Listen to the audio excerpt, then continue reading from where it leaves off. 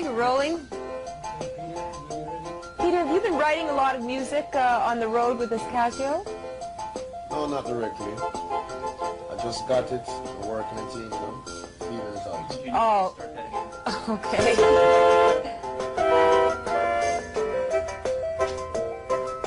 You got...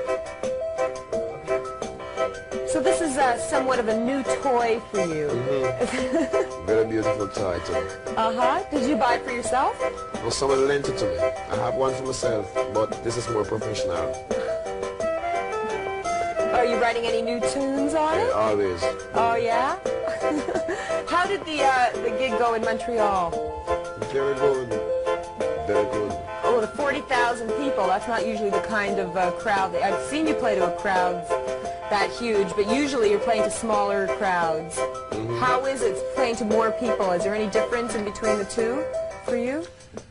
Well, to me, it could be a slight difference, but as a psychologist, it's not much a difference, because as long as the people is before me, 3 to 4, 5 to 6, 7 feet away, mm-hmm. there's a certain amount of energy that I magnetically pick up. So don't care what amount of crowd. But then again, I do prefer to play in smaller places for better sound. Oh yeah, technically speaking, that. Yeah. But if, in terms of getting a message across to people or getting a certain energy across to people, I prefer the crowd. Yeah, well. This is a pretty extensive tour that you're on, the most extensive that you've probably ever been on. Yes, and they must make very good use of this one, because after this one, there will be no next one.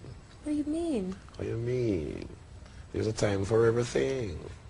And your time for playing concerts is over? Not over, but in America, I've been here too many times. Don't feel no way. Don't get upset. You'll see me again. But not on a tour, you say? Well, for example, I will come to America, but not on these kind of extensive, you know, 42 and 53 cities and those kind of things. It's a bit crazy. Is that what you find is just getting to you? Yes. Too much work. That's a bit too much. You know. I want to ask you about the World Music Festival in Jamaica. We were there and we saw you there, and you were very inspiring and incredible. How did you feel about the whole thing? Well, for example, everything wasn't compositionally arranged in the most proper nature. But then again, it's music and music and music come together to make music. Mm-hmm. And I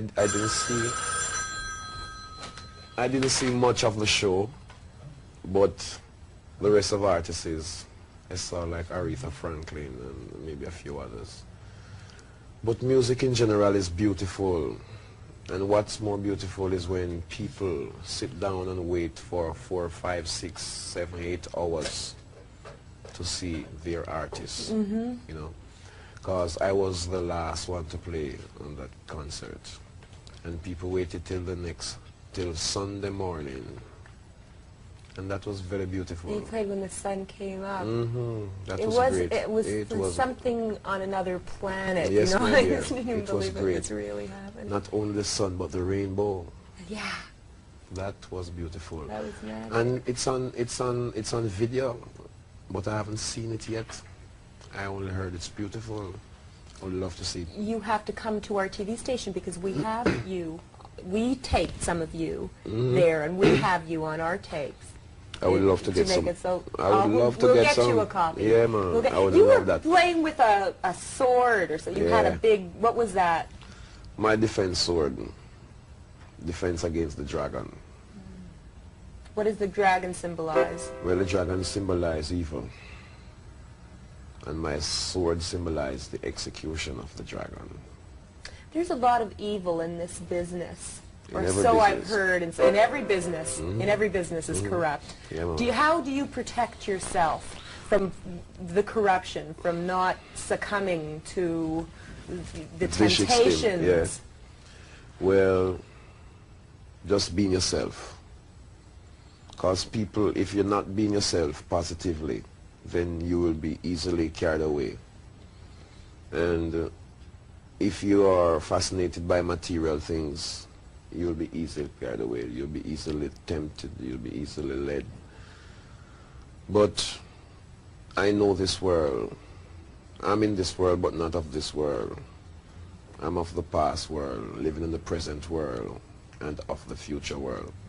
But there are so much things in this world that is opposing to positivity and righteousness, that everything comes in conflict with righteousness, that you have to just isolate yourself from the shitstorm, see, and be very spiritual within within the shitstorm, because, my dear, it is crazy. I see many people started nice, fine-looking fellow, and at the age of 28, 30, or a little more, he's in his coffin. See, so it's ugly, but then again, it can be beautiful if you only be yourself. Well, do you think it's because you've been blessed that you've been managed to transcend all that? Yes.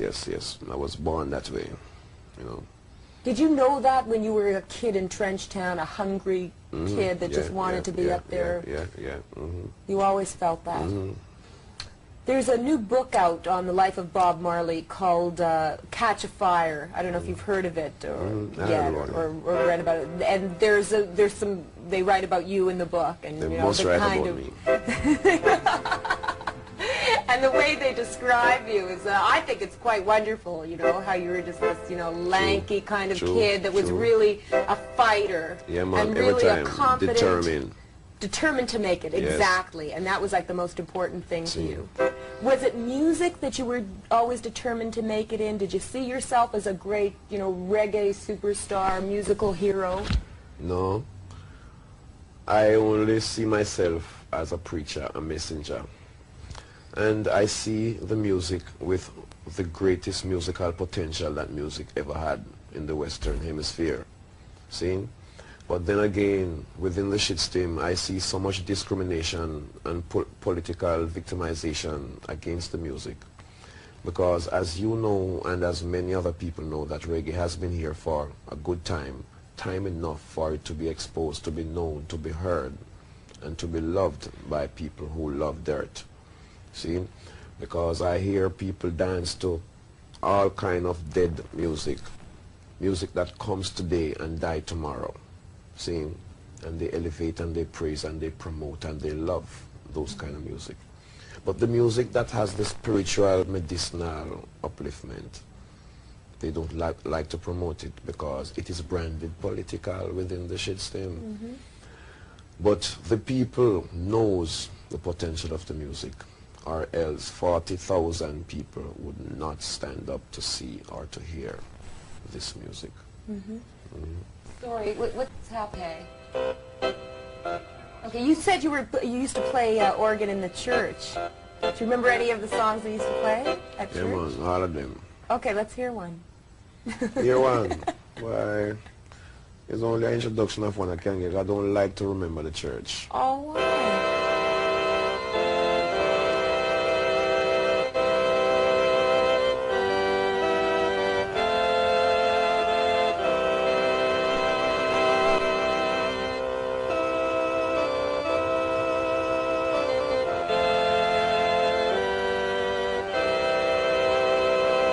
So beautiful. Why don't you like to remember the church? Well, that is Rock of Ages. You see, there was so much fantasy being taught in the church, my dear. And it's insignificant to say I don't like to remember the church, but then again, the church to the west is a building that people congregate in. The church to the east is a person who teaches the people the truth about life and about what they call Christianity. See, what they call Christianity in the West is a way of life in the East. They call it religion down here. See, it's for commercial reasons. It's not to be commercialized. So that's the reason why I say, you know. I just want to move this thing for a minute under your arm. Yeah. Okay. True.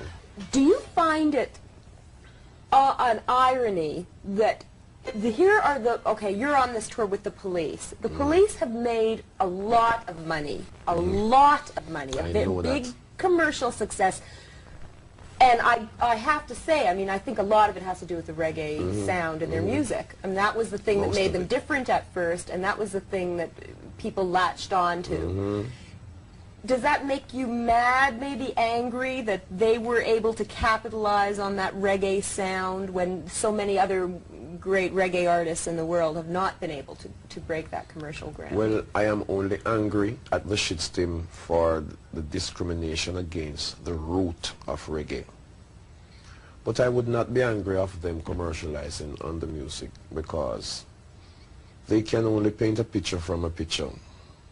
But the other picture, the original, is still there. See? And people are always attracted to beautiful things. And if they see the beauty in the music and paint a picture from that picture and try to portray that picture to their people, the people will be attracted to the beauty of that picture. But then again, it will give the people the idea in their head to think where that picture came from. And one day the people will see and hear and feel something of the nature of that picture.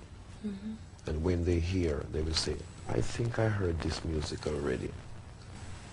Then they will realize it's the root. So what they are doing is just exposing the music or the element of the music or the fragrance of the music, so that when they get in the pot, they will know what's in the bottom. Judging from what I saw in Jamaica, and well, obviously even from just there's a common knowledge that you are such a hero to people, and especially in Jamaica, it's almost as though you were a national hero to people. Does that put a lot of responsibility on you? Well, it has always been my responsibility, because as it was written, the government shall be upon his shoulder, and his name shall be called Mighty, Wonderful, so much different, many different names that, you know, people will put on your head. But it's something I see that must be done. I'm a man who was born in the ignorance of the society, raised in the ignorance of the society. I've seen the ills of the society, the destruction of the society. I see youths die within the society because of the ignorance of the society. And my intellect and intelligence and wisdom, knowledge and understanding that I was born with, I motivated it, I watered it, and I made it grow. In its growing, it brought me to the light, to a light that was shining, but slightly, until that light began to grow.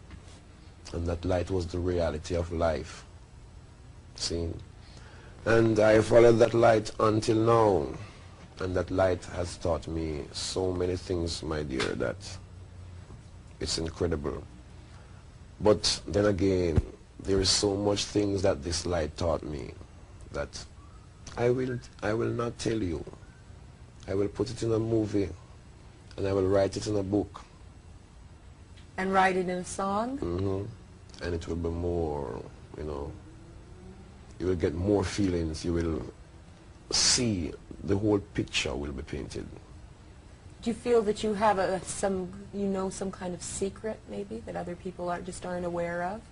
Many secrets. How come? Just because you have developed your mind to that degree? Yes, and I've come to the consciousness of the search, because many people in life search, but they don't know what they're looking for. They don't know which direction to look. So that creates a catastrophe in the search. See, when if you had just made one glance inward, you would have seen everything. And that was the search I made, because then it made me to realize that the Creator who made man put a concept of creativity in every man. But if you don't look internal, you'll never find it. And if you waste your time looking externally, you will kill it. Are you totally satisfied now with your life? If someone was to say to you that tomorrow, Peter Tosh, you were going to be a dead man. If someone was to say that, yes, would you be saying, okay, that's fine, because I've lived my life and I've seen the light and I know what it's all about? If a guy tell me that tomorrow I will be dead, he will be going in the coffin. Yeah, man, not me.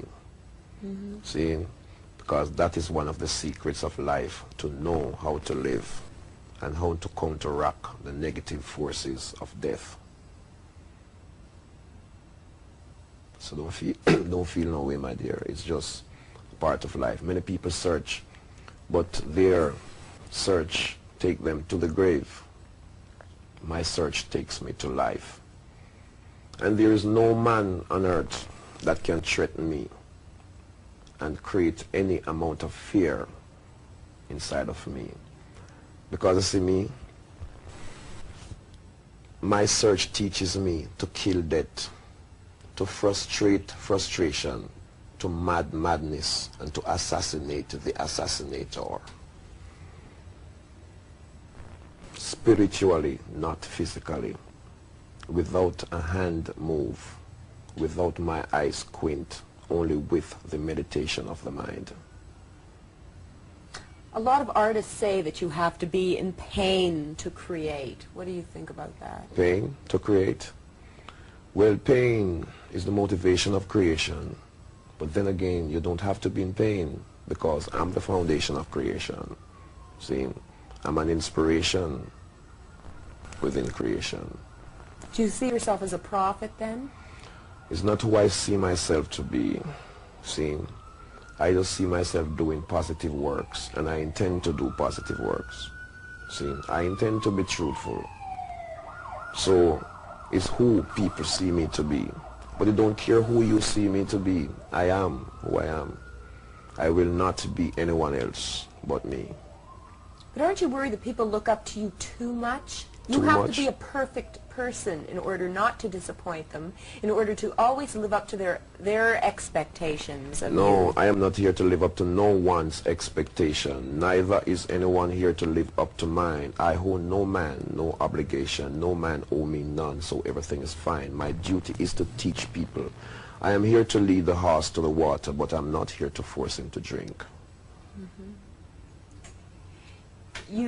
I just heard that you received some notification from the government of Spain or something for Spanish people because marijuana just became legal there. That is very good. They criminalized it. What exactly happened? Tell me the story about that. Well, I couldn't tell you until I go there. Okay. I've been there.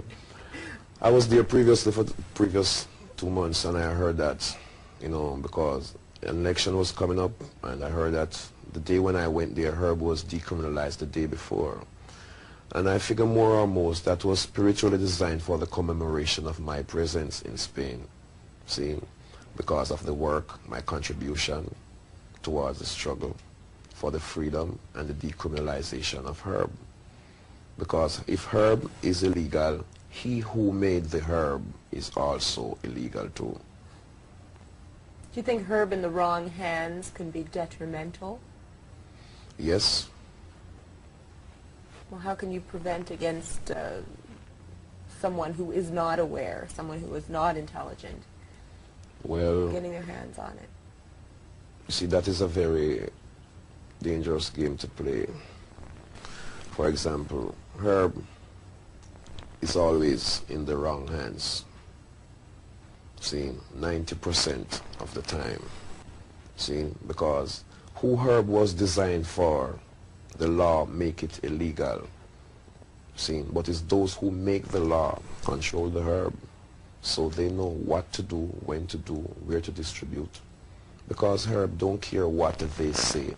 It's money. It's live cash. It's dollars. And they know that. Who is going to throw away the dollar? See? But herb being in the wrong hand spiritually can be detrimental, because if one who consumes garbage daily then try to consume herb for getting high or getting kicks, that could be detrimental, because herb is pure. Why do you consume herb? Herb?